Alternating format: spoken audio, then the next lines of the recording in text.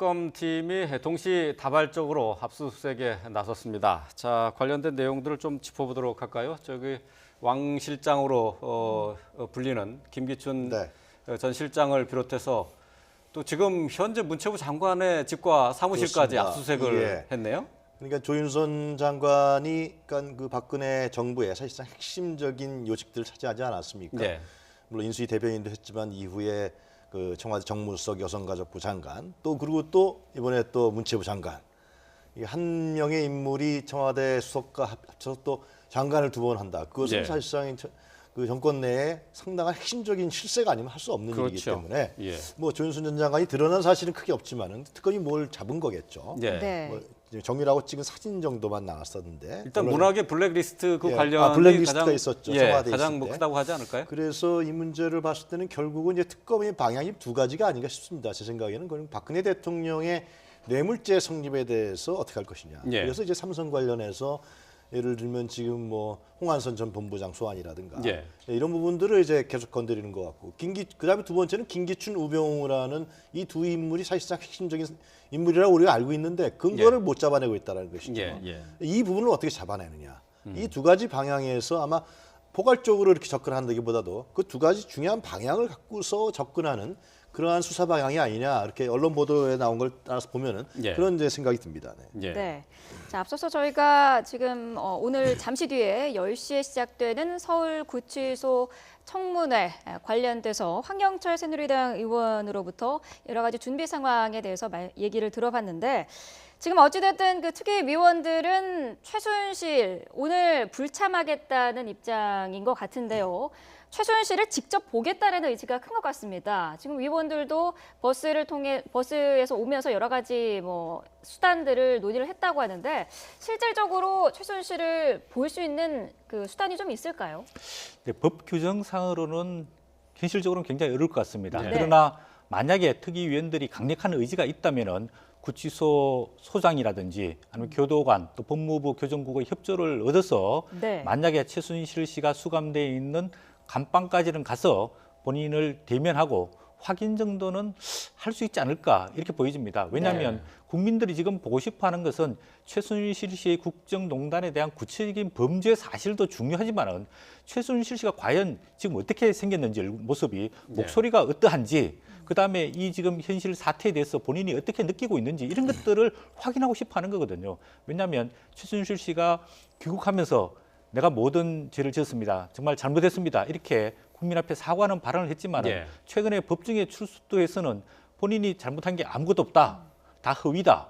태블릿 PC도 본인 게 아니다. 나는 모른다.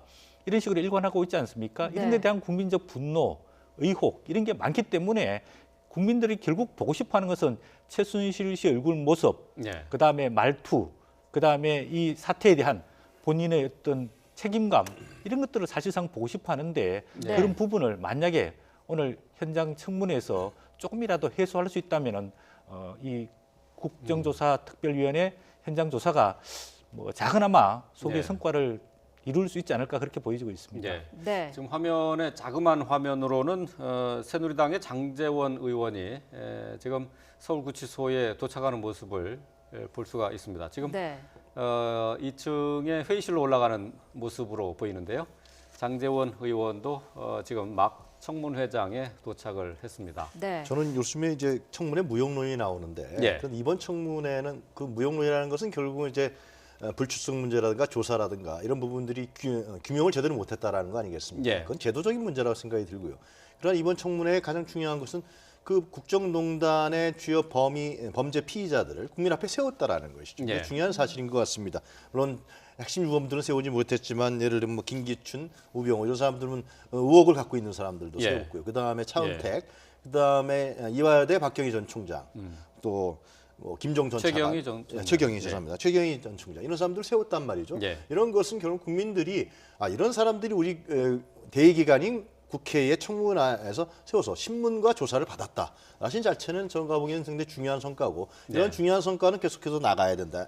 향후에 어떤 일이 발생할지 모르지만은 네. 유사한 사건이 발생했을 때 중요한 관례가 된다고 생각이 들고요. 네. 그래서 이번에 이제 구치소까지 찾아간 것은 국회의원들이 아까 화영철 의원 얘기했지만은 만약에 안 되면은 진짜 들어가서라도 최순실에게 동행명령장을 국회의원 직접 주고 아니면은 당신이 아프다 그러는데 공황 상태 장애가 있다는데 예. 확인해 봐야겠다. 의원들이 직접 하겠다는 거 아니겠습니까? 예. 저는 뭐 가상한 의지라고 보여집니다. 예. 그래서 아마 10시에 그 청문회가 이제 최순실 씨 없는 청문회 열려지면 법무부 네. 관계자라든가 아니면은 뭐 구치소장이라든가 이런 사람들한테 보고를 받으면서 왜 그것이 안 되느냐 예. 그런 추궁과 압박이 가해지지 않겠느냐. 그래서 그런 얘기를 직접 황영철 의원이 또 언론한테 했으니까 네. 예. 저는 진짜 그런 의도로 최순실이 있는 그 감옥 안에 감방 안에 가서 얘기를 하고 거기서 얘기가 되면은 또 데리고 나올 수도 있는 거 아니겠습니까? 뭐 하여튼 쉽지 않은 상황입니다만 예. 네. 그러한 의지와 의도를 분명히 보일 필요가 있다. 그렇지 않으면은 가서 그냥 보여주시기 그냥 청문회 한 거 아니냐 안 나올 거 뻔한데 예. 이런 또 비난에 청문위원들이 직면할 수도 있다. 그런 생각도 드네요. 예. 네.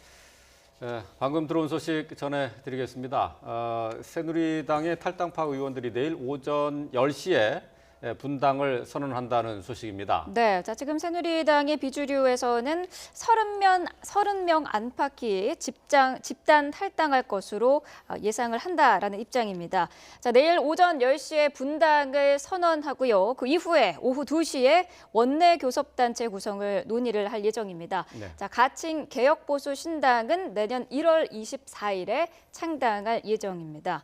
이번에 함께 나가는 의원은 30여 명 안팎이라고 하는데 정확한 인원수는 오늘 최종 점검하고 내일 공식적으로 발표를 하도록 하겠다고 하는데요. 네. 일단은 30여 명 안팎이다 이렇게 밝히고 있습니다. 네. 자, 새누리당 지금 분당 상황을 저희가 전해드렸는데 좀 계획대로 속도를 내고 있는 것 같아요. 네, 그렇습니다. 지난주에 내일 그러니까 12월 27일 날 네. 34명이 탈당. 이제 탈당이 아니라 사실상 분당이라고 봐야 되겠죠. 예. 왜냐하면 국회에서 원내 교섭 단체를 구성할 수 있는 20명 이상의 국회의원이면은 이거는 탈당이 아니라 분당이라고 보여지는데 네. 계획대로 분당을 하게 되고 그다음에 예정대로 1월 말쯤에 창당을 하겠다라고 밝히고 있습니다. 예. 이런 현역 국회의원들뿐만 아니라 새누리당 당협위원장들, 원내 당협위원장들이 어제 한 37명 정도가 동반해서 탈당하고 신당에 참여하겠다 네. 이렇게 선언을 했습니다. 예. 네. 그러면 이제 제4당이 이제 생기는 거죠. 예. 만약에 이 신당이 지금 국민의당이 그 국회의원 의석수가 38명인데 만약에 38명의 의석수가 넘어서게 되면은 예. 제3당으로 만약에 나중에 1월 뭐 중순 또 1월 그 후반기에 반기문 유엔 사무총장이 귀국하는 시점에 맞춰서 또 탈당이 이루어지게 되면은 만약에 개혁 보수 신당이 국민의 지지를 많이 받게 되면은 탈당의 규모, 참여하는 의원들 수가 많아지게 되면은 네. 아마도 제2당으로 올라설 수 있는 가능성도 충분히 있다 이렇게 예. 보여집니다. 네. 지금 계속해서 속보가 들어오고 있는데요. 지금 보고 계신 화면은 대한항공 여객기에서 난동을 했었던 피의자입니다. 이 금수저의 갑질 아니냐 이런 비판도 있습니다. 이런 여론에 대해서 어떻게 생각하십니까? 그 부분에 대해서는 제가 드릴 말씀이 없습니다. 아버지께서는 지금 어떤 입장이세요? 네, 아버님께서도 저희 행동으로 많이 실망을 하셨고요. 그리고 제가 앞으로 회개를 하면서 저의 잘못된 성향을 바로 잡고 제가 올바로 행동할 수 있도록 제 본인의 문제이기 때문에 제가 최선을 다하겠습니다. 네, 죄송합니다. 네. 자, 술에 취해서 대한항공 여객기에서 난동을 부리고 승무원을 폭행을 했었죠. 자, 한 국내 기업의 대표 아들인 30대 남성입니다. 오늘 오전에 경찰에 출석을 했습니다. 좀 전에 출석하는 모습 마약을 기내난동 피의자 임모 씨입니다. 마약을 지금 한 적도 경찰 없고 출석을 하는 모습 지금 보고 계십니다. 네, 자, 경찰은 정확한 범행 동기와 함께 마약 투약 의혹에 대해서도 오늘 조사를 할 계획입니다. 네. 잠시 들어볼까요? 무리를 일으켜서 죄송합니다. 또한 저의 행동으로 인해서 불필요한 피해를 보신 피해자분들께 고개 숙여 진심으로 죄송하다는 말씀을 드리고 싶습니다. 죄송합니다. 오늘 그러면 경찰의 수사에 어떻게 응하실 예정이신가요? 최선을 다해서 성심껏 조사를 받겠습니다. 네, 마지막으로 불가피하게 이 신상이 좀 공개가 되면서요. 또 국민들께서는 이 금수저 구조의 갑질 아니냐 이런 비판도 있습니다. 이런 여론에 대해서 어떻게 생각하십니까? 그 부분에 대해서는 제가 드릴 말씀이 없습니다. 아버지께서는 지금 어떤 입장이세요? 네, 아버님께서도 저희 행동으로 많이 실망을 하셨고요. 그리고 제가 앞으로 회개를 하면서 저희 잘못된 성향을 바로 잡고 제가 올바로 행동할 수 있도록 제 본인의 문제이기 때문에 제가 최선을 다하겠습니다. 네, 감사합니다. 네. 자, 지금 무리를 일으켜서 죄송하다고 얘기를 했고요. 난동 당시의 상황이 기억나지 않는다라고 말을 했습니다. 네. 자, 지난 20일에 있었던 대한항공 기내 난동 사건의 피의자가 경찰에 출석하는 모습 보셨습니다. 네. 네, 잠시 뒤에 취재 기자와 함께 자세한 내용은 다시 짚어보도록 하겠습니다. 자, 이제 10시 구치소 청문회가 열리기까지 약 15분, 13분가량 남아있는 상황입니다. 10시에 이제 청문회가 시작이 될 텐데요. 아직까지 최순실 씨가 청문회에 나올 것이다라는 소식은 아직 들려오지 않고 있습니다. 네. 자, 관련된 내용 계속해서 짚어보도록 하겠습니다. 앞서서 청문회 내용과 함께 새누리당 탈당파가 내일 오전 10시에 이제 계획대로 분당을 선언한다는 속보까지 전해드렸는데 이게 또 국조 특위의 해체 수순을 밟는데 조금 속도를 내게 하진 않을까라는 목소리도 있습니다. 앞으로 이제 국정조사 특위도 연장이라든지 그런 부분은 논의가 지금 되고 있지 않지 않습니까? 그것이 탈당 부분과 그러니까 새누리당이 그러니까 국회 상임위라든가 상임위원회 네. 이런 부분들은 탈당과 전혀 관계없는 거로 좀 해석이 나오고 예, 있거든요. 예. 뭐 국조특위도 저는 마찬가지 연장선상이라고 생각이 들고요. 예. 네. 당연히 이완영 의원이라든가 지금 문제가 되는 의원들에 대한 뭐 사보임이라든가 네. 교체 이런 부분이 다시 논란이 될 거라고 생각이 들고요. 근데 이제 내일 이제 탈당 선언을 하게 된다 그러면은 지금 가칭 개혁 보수 신장이라고 얘기하고 있지 않습니까? 네. 네. 사실상 이데올리적 지향으로 봤을 때는 중도 보수적 성격을 갖고 있겠죠. 네. 뭐 유승민 의원이라든가 김무성 의원의 그동안의 활동이라든가 이런 상황을 봤을 때는 네. 그렇기 때문에 개혁 보수 신당이 가진 과제는 두 가지일 겁니다. 첫 네. 번째로는 이제 이들이 이제 탈당해서 나오는 건 결국은 현재 보수 신당이 박근혜 대통령의 그림자를 지우지 않는 한은 한국에서 정당으로서 역할하기가 어렵다. 그리고 내년 대권에 있어서 대권에 다가가기 위한 부분들이 상당히 어렵다는 판단이 가장 중요한 것이라고 생각이 드는데요. 네, 네. 잠시만요. 지금 안민석 의원이 지금 청문회장에 지금 나오는 모습인데 뭔가를 좀 들고 있네요. 난 내일도 와야 된다고 생각하는데. 나올 때까지 찾아온다. 그럼 끝장을 봐야죠. 그래도 안 나오면은 국조 한 달 연기하고 나올 때까지 국정 그런 끝까지 정도의 계속된다. 최순실을 압박을 해야죠. 예. 장시호도 오전에 안 나왔다가 오후에 네. 나오지 않았습니까? 그렇죠. 특히 이제 우리 구치소 우리 직원분들이 네. 적극적으로 협조해 주시고 이제 법무부가 또 협조를 해줘야 되겠지만요. 그렇게 해서 다방면으로 최순실을 압박을 할 때까지 해봐야죠. 예. 아무튼 우리 국조위원들이 지난번 청와대처럼 네. 신용만 내고 퍼포먼스만 하고 돌아오지 않았으면 좋겠어요. 오늘도 오늘은 좀 진정성 어린 그런 의지를 국민들과 최순실에게 보여줬으면 좋겠어요. 네. 나올 때까지 끝까지 현장을 지킨다. 네. 네. 안민석 의원이 결의에 찬 얘기를 했네요. 끝까지 나올 때까지 청문회는 계속 하겠다. 예. 자, 지금 뭐 아직까지 이제 구체적으로 청문회 특조위원들 차원에서 얘기가 나온 건 아닙니다만은 안민석 의원은 언제가 되든 최순실 씨가 나올 때까지 청문회를 계속 열겠다라고 얘기를 했어요. 하여튼 저는 의지가 가상하다고 생각이 들고요. 예. 하여튼 그 국민 앞에 세운다는 것은 국회의원들이 국민의 대변기관인 의회가 청문회를 통해서 진짜 국정농단의 주범인 최순실을 국민 앞에 세운다는 거. 그래서 국민 앞에 세워서 국민의 이름으로 신문을 하고 조사를 하고 수사를 한다는 것은 당연한 거거든요. 네. 근데 최순실이 지금 거부하고 있는 거 아니겠습니까? 그래서 그 문제에 대해서 그런 의지를 표력한 것인데 의지와 함께 할 수 있는 방안도 좀 여러 가지로 고민해서 네. 지혜를 모아서 최순실이 자 구치소 안에서 나오든 어떻게 하든 간에 방법을 통해서 세우는 것이 중요하다고 보여집니다. 네. 예. 지금 뭐 최순실 씨가 계속해서 얘기하고 있는 부분이 건강 문제를 들고 있지 않습니까? 그런데 첫 번째 재판은 참석을 했단 말이죠. 이 부분은 어떻게 볼 수 있을까요? 네, 그 국회에서 그 청문회에는 2번 다 불출석했습니다. 하지만은 그 재판 앞으로 이제 그 준비 기일을 잡기 위한 그 법정에는 출두를 했는데 네. 아무래도 법정은 이제 일반에게 공개되지 않고 일정 부분 폐쇄된 공간이기 때문에 네. 본인이 그 재판부에 출석해서 본인의 어떤 심경을 밝힌 것으로 보여지는데 뭐 2가지 목적이 있던 것 같습니다. 첫 번째는 재판에 열심히 성실하게 임해서 재판부로부터 선의를 얻어내겠다. 이런 그 배경이 많이 깔려 있고요. 두 네. 번째로는 재판부에 본인이 결백하고 잘못이 없다는 것을 다시 한번 강조하기 위해서 그 재판부에는 출석했을 것으로 보여지는데 네. 그것과 별도로 오늘 그 청문회도 본인이 법정에서 밝힐 이유가 있으면은 왜 국민들 앞에 떳떳하게 밝히지 못합니까?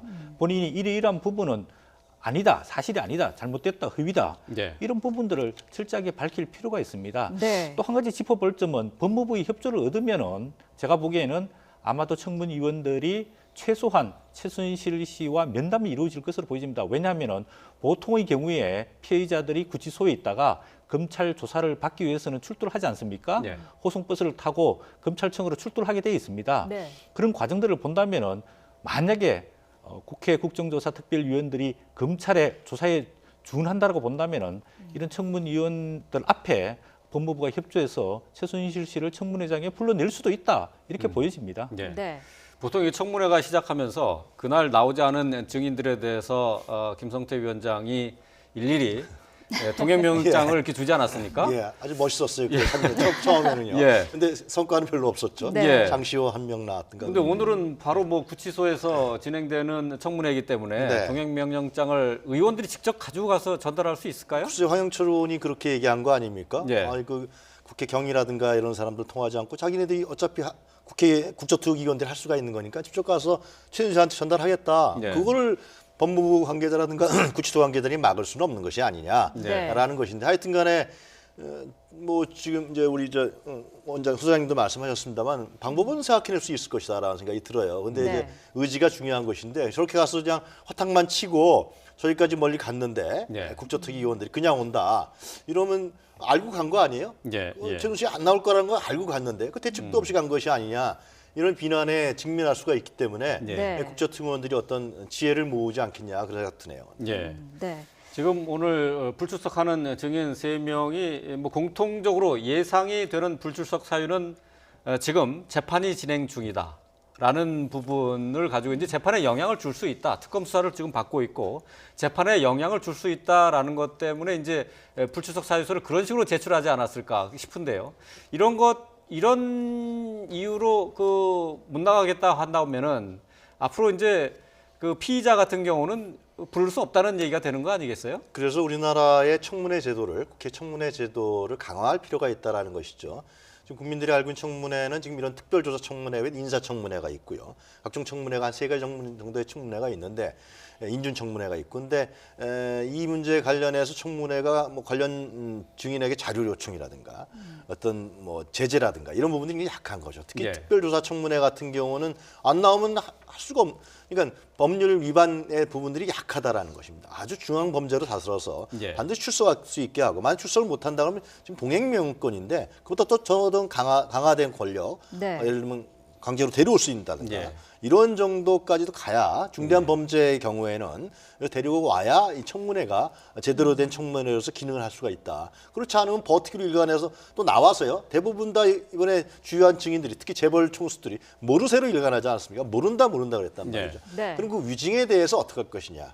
위증에 대한 수사를 어떻게 할 것이냐, 검찰에 맡길 것이냐 이런 문제도 있는 것입니다. 그래서 그 위증에 대한 문제와 불출석에 관련된 문제는 이번 청문회가 끝난 다음에 반드시 국회 제도적으로 손을 봐야 될 사안이다. 예. 저는 그렇게 생각합니다. 예. 네. 위중에 관한 얘기를 말씀하셨으니까 그런데 이제 청문회장에서 yes or no 그러니까 뭐 그렇다 아니다 이렇게 뚝 부러지게 얘기하지 않는 한 위중으로 걸릴 가능성도 사실 많지는 않잖아요. 그러니까 잘 모른다 하는 것이 위증이 되는 건 아니잖아요. 그러니까 청문회가 실질적인 어떤 뭐 답변을 끌어내는 데는 한계가 있다. 뭐 그런 지적이 많이 있더라고요. 네, 만약에 본인이 알고 있는데도 모른다. 그랬으면 그것도 위증죄에 해당될 수 있죠. 다른 네. 사실관계가 나중에 밝혀지게 되면은 예를 들어서 이번에 김기춘 전 비서실장이 최순실 씨를 모른다. 그러다가 나중에 결국은 뭐 이름은 들어본 정도로 알고 있다. 뭐 네. 이런 식으로 이제 쉽게 넘어가셨는데 그런 측면도 보자면은 상당한 위증에 해당되죠. 그건 국민을 쉽게 말하면은 속이고 모독했다 이렇게 볼 수 있습니다. 예를 들어서 국회 국정조사특별위원회도 사실은 검찰에 준하는 조사를 하고 있는 것 아닙니까? 네. 그러면 예를 들어서 검찰에 가서는 성실하게 정직하게 답변을 다 하고 국회 청문회에 나와서는 본인이 위증하거나 또 사실관계를 배척해서 모른다 또 아니다 이렇게 이야기하는 것은 뭐 상당히 좀 이율배반적이라고 보여집니다.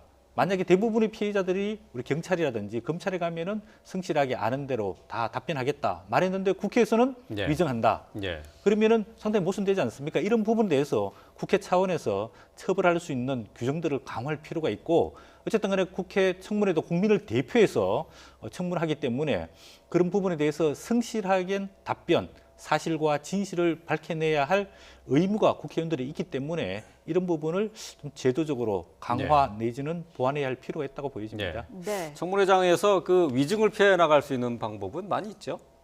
실질적으로. 그러니까 그게 지금 서성교 원장이 말씀하신 검찰에 가서는 제대로 얘기하고 예. 국회 청문회 와서는 제대로 얘기하지 않고 하루만 어떤 가지 밤 12시까지만 때우고 가면 된다 이런 생각 갖는 거 아니에요? 그건 제재 조항이 약해서 그런 것이죠. 검찰처럼 국회의 청문회 제도가 제재 조항이 강화된다 그러면은 국회에 나와서 거짓 증언을 한다거나 난 모른다 끝까지 버틸 수 있겠습니까? 예.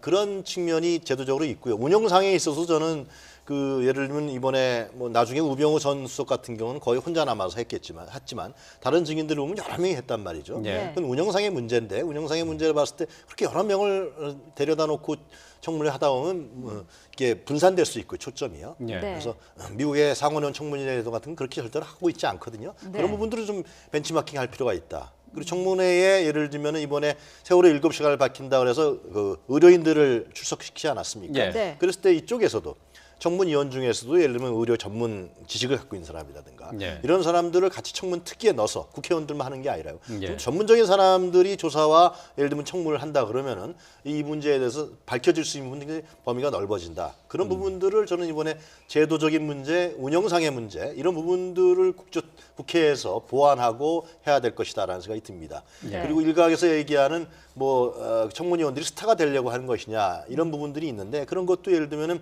미국에는 오픈 스테이트먼트라 그래서 그런 제도가 있습니다. 미리 증인에게 질문지를 줘서 그걸 받는 거죠 서면으로. 예. 그럼 중복된 질문을 안 하게 되는 것이죠. 예. 이번에 그런 사항들이 많았거든요. 뭐 그냥 중복 질문을 많이 했단 말이에요 한 증인에게. 예, 그렇죠. 그런 걸 피하고 좀 그 얼마나 아까운 시간이에요. 그때의 국회 청문위원들이 구체적이고 자기가 취재한 제보받은 부분에서 어떤 그 청문회에 임하게 된다 그러면 훨씬 더 밝혀낼 수 있는 부분도 많고 국민의 가슴도 후련해지고요. 네. 그런 측면이 있는 것 같아요. 예. 네. 자, 지금 예. 뭐 지금 이번 청문회까지 6차례의 청문회를 열게 됩니다. 지금까지 이제 5번 청문회를 국회에서 했는데요. 그 기간 동안에 제대로 된 사실을 밝혀낸 것이 그다지 많지는 않습니다. 이제 이걸 두고 물론 뭐 청문회에 나온 증인들의 답변 태도에도 문제가 있었지만은 준비하는 의원들도 좀 부족한 것 아니냐 하는 지적들도 많이 받았어요. 그러니까 증인들에 대해서 구체적인 사항에 대해서 질문하는 것이 아니라 두루뭉술한 질문을 하다 보니까 뭐 그런 정도의 답변을 얻는 게 당연한 것 아니냐 이제 이런 비판이 있거든요. 좀 더 날카로운 질문이 좀 있어야 된다 하는 지적들이 계속 되고 있습니다. 네, 사전에 좀 철저한 준비가 죄송합니다. 예. 준비가 필요하다고 보여지는데 아무래도 의원들이 개별적인 차원에서 준비를 하다 보니까 아무래도 뭐 증거라든지 자료라든지 진술이라든지 이런 것들 충분히 확보를 못한 상황에서 대부분의 의원들이 어떤 국민들의 자료 제공을 통해 가지고 질문하는 경우가 상당히 많았습니다. 네. 좀 제도적으로 보완을 하자면은 의원 개인들이 철저하게 준비할 필요도 있지만은 우리가 보통 이제 특별검사에 가면은 검사 외에 수사관들이 대거 있지 않습니까? 검찰청에 가도 검사 이외의 수사관들이 굉장히 많습니다. 네. 그런 것 같이 국회도 특별 뭐 예를 들어서 조사위원회가 구성이 되게 되면은 거기에 전문조사위원 제도를 만들어서 위원회를 정식적으로 지원할 수 있는 시스템을 갖추게 되면은 그걸 통해서 중요한 쟁점에 대한 어떤 증거, 자료, 진술들을 일목요연하게 정리를 하게 되면 아까 우리 유영아 원장님 말씀하신 대로 반복해서 질문하면서 아까운 시간을 낭비할 필요 없이 핵심 쟁점들 중심으로 질문을 하고 또 추가 질문을 해서 국민들의 의혹을 밝혀낼 수 있는 이런 약간 전문위원 보좌제도 이런 것들도 필요하다고 보여집니다. 이번 청문회 과정을 통해서 아마 국민들이 어느 국회의원이, 어느 청문위원이 제대로 준비를 많이 해왔고 어느 청문위원은 나와서 그냥 호통만 쳤다. 그냥 국민에게 보여주려고 하는 것인데 이게 분명히 드러났다고 생각이 들거든요. 제가 굳이 뭐 이름을 밝힐 필요는 없겠습니다만은. 그래서 예를 들면 자기가 진짜 말재주가 좋아서 그 증인자를 몰아세워서 빈틈없이 몰아세워서 빠져나가지 못하게 하면서 그 뭐 고백하게 만든다든가 아니면 관련 자료를 취재해서 그 부분을 뭐 화면에 띄워서 한다든가 이런 부분들은 상당히 효과가 있었다고 보여지는데 그렇지 않고 그냥 나왔던 얘기 또 하고 또 하면서 호통치고 이런 부분들의 청문위원들 자세는 상당히 반성이 요구되는 자세라고 할 수 있겠죠. 네. 자, 서울구치소 청문회장의 모습입니다. 자, 김성태 위원장이 자리에 앉았는데요. 지금 증인석 세 자리는 비어 있습니다. 자, 지금이 10시가 넘었기 때문에 원래 이 시각이면은 이제 청문회가 시작을 해야 되는데요. 증인들 3명이 불출석 사유서를 제출한 상태입니다. 네. 자, 김성태 위원장과 여야의 청문위원들 모두 자리에 앉았는데요. 김성태 위원장 앞으로 세 자리가 마련돼 있죠. 최순실 씨, 그리고 안종범 전 수석, 그리고 정호성 전 비서관 이 세 사람의 증인 자리 지금 비어 있는 것을 볼 수가 있습니다. 네. 10시부터 예정이 돼 있는 구치소 청문회 곧 시작을 하겠습니다. 하지만은 증인들은 아무도 나오지 않았습니다. 네. 자, 19년 만에 열리는 구치소 청문회인데요. 예상과 달리 물론 청문회에 나오지 않을 것으로 예상이 됐습니다만은 오늘 별다른 성과 없이 끝나는 것 아닌가 하는 그런 우려가 있습니다. 네. 자, 오늘 청문회는 최순실 씨가 구속 수감돼 있는 곳이죠. 서울구치소 회의실에서 진행이 되는데요. 안종범 전 수석과 정호성 전 비서관은 만약에 출석을 한다면 지금 현재 있는 서울 남부구치소에서 서울구치소로 이송이 될 계획이었는데 불출석 사유서를 제출을 했고요. 증인 3명이 모두 출석을 하지 않은 상황입니다. 네. 자, 지금 장제원 의원과 얘기를 나누고 있는데요. 지금 오늘 이완영 의원이 새누리당이 간사인데 오늘 출석을 하지는 않은 것 같군요. 자리는 마련했다고 하는데요.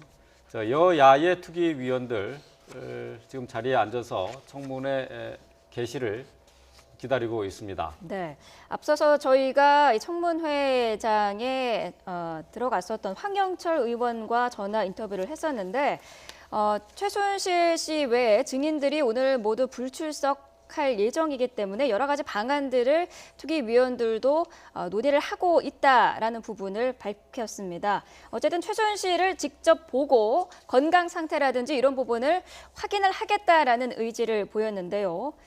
자, 청문회가 시작되기 직전까지 위원들이 이런 방안들을 논의를 했을 것으로 보입니다.